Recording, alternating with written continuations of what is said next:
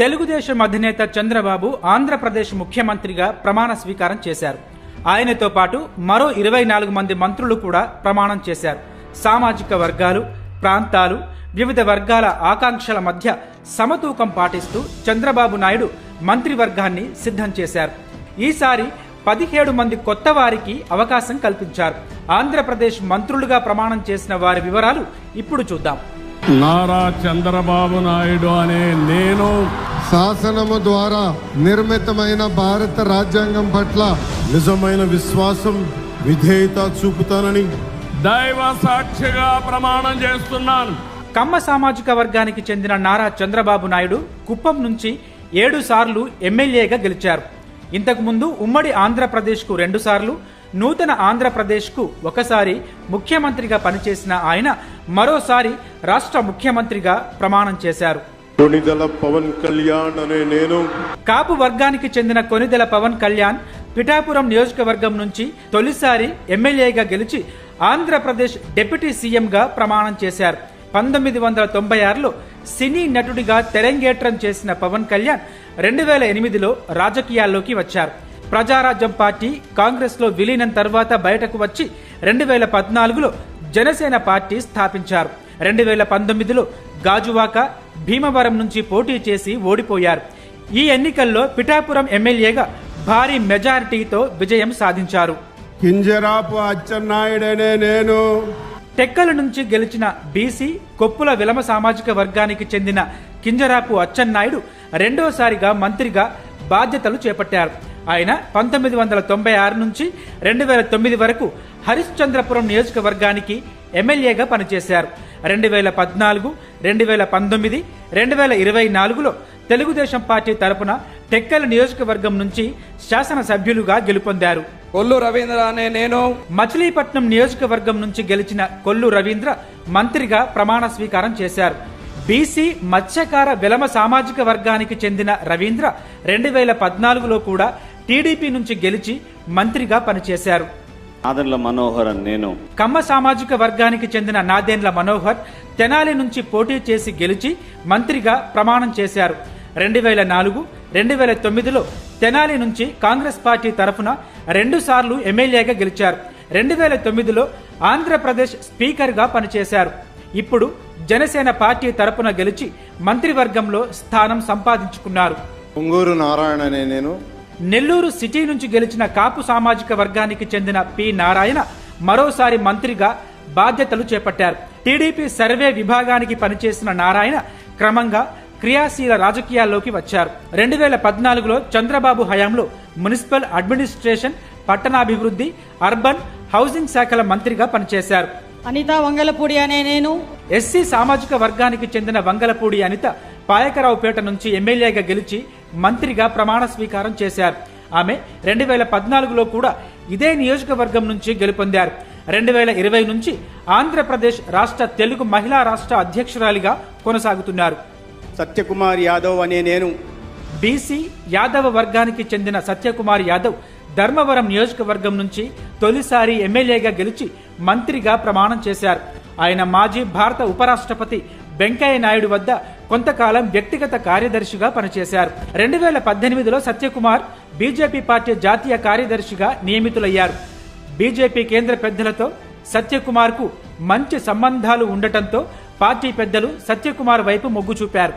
Doctor Nimmala Ramanaidu అనే నేను పాలకొల్లు నియోజకవర్గం నుంచి గెలిచిన నిమ్మల రామానాయుడు మంత్రిగా ప్రమాణ స్వీకారం చేశారు. కాపు సామాజిక వర్గానికి చెందిన ఆయన 2014, 2019లో కూడా ఇదే నియోజకవర్గం నుంచి టీడీపీ తరపున పోటీ చేసి విజయం సాధించారు. తాజాగా మళ్లీ గెలిచి హ్యాట్రిక్ రికార్డు నమోదు చేసి మంత్రివర్గంలో చోటు దక్కించుకున్నారు. నస్యం మొహమ్మద్ ఫరూక్ అనే నేను నంద్యాల నుంచి గెలిచిన నాస్యం మహమ్మద్ ఫరూక్ మరోసారి మంత్రిగా బాధ్యతలు చేపట్టారు. 1981లో నంద్యాల మున్సిపల్ కౌన్సిలర్గా రాజకీయ జీవితం ప్రారంభించిన ఫరూక్ 1985లో తొలిసారి నంద్యాల ఎమ్మెల్యేగా గెలుపొంది మంత్రిగా పనిచేశారు. 1994లో రెండోసారి ఎమ్మెల్యేగా ఎన్నికై డిప్యూటీ స్పీకర్గా బాధ్యతలు నిర్వర్తించారు. 1999లో మూడోసారి ఎమ్మెల్యేగా గెలుపొంది మంత్రిగా పనిచేశారు. 2017లో గవర్నర్ కోటాలో ఎమ్మెల్సీగా ఎన్నికై శాసన మండలి చైర్మన్ గా బాధ్యతలు నిర్వర్తించారు.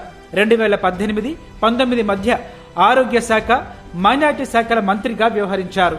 ఆనం రామనారాయణ రెడ్డి అనే నేను ఆత్మకూరు నియోజకవర్గం నుంచి గెలిచిన ఆనం రామనారాయణ రెడ్డి మంత్రిగా ప్రమాణం చేశారు.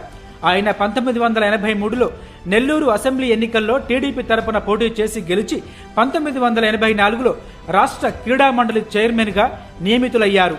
1985లో రాపూరు నియోజకవర్గం నుంచి గెలిచి మంత్రిగా పనిచేశారు. 1991లో కాంగ్రెస్ పార్టీలో చేరి 99, 2004, 2009లో ఎమ్మెల్యేగా గెలిచి మంత్రి పదవి చేపట్టారు. పయ్యావుల కేశవ్ అనే నేను కమ్మ సామాజిక వర్గానికి చెందిన పయ్యావుల కేశవ్ ఉరవకొండ నుంచి గెలిచి మంత్రిగా ప్రమాణం చేశారు.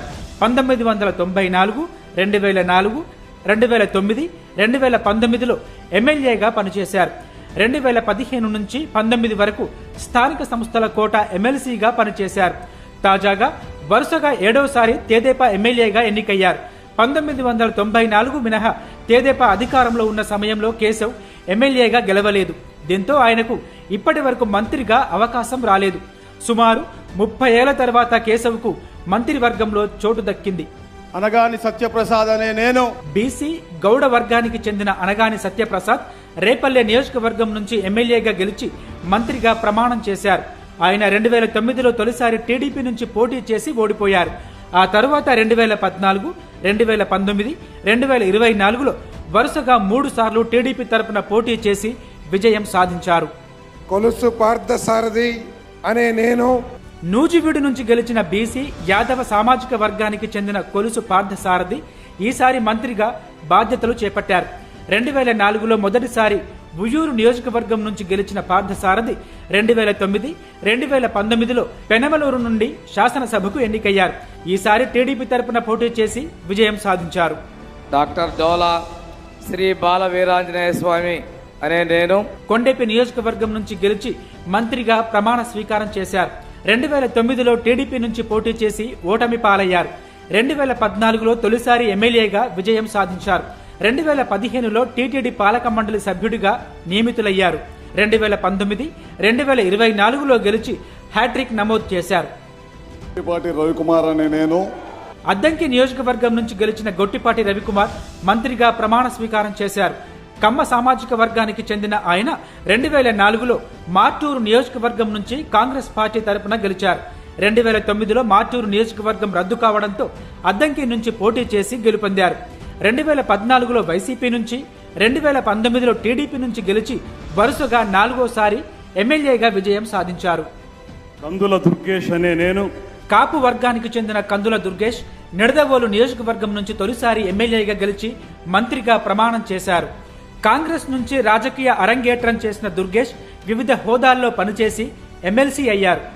తూర్పు గోదావరి జిల్లా కాంగ్రెస్ అధ్యక్షుడిగా పనిచేశారు. 2014 ఎన్నికల్లో రాజమహేంద్రవరం లోక్సభ నుంచి కాంగ్రెస్ అభ్యర్థిగా బరిలోకి దిగి ఓటమి పాలయ్యారు. 2019లో శాసనసభ ఎన్నికల్లో జనసేన తరపున పోటీ చేసి ఓటమి పాలయ్యారు. తాజా ఎన్నికల్లో నిడదవోలు నుంచి నెగ్గి మంత్రివర్గంలో స్థానం సంపాదించుకున్నారు. గుమ్మిడి సంధ్యారాణి అనే నేను ఎస్టీ వర్గానికి చెందిన గుమ్మడి సంధ్యారాణి సాలూరు నియోజకవర్గం నుంచి తొలిసారి ఎమ్మెల్యేగా గెలిచి మంత్రిగా ప్రమాణం చేశారు.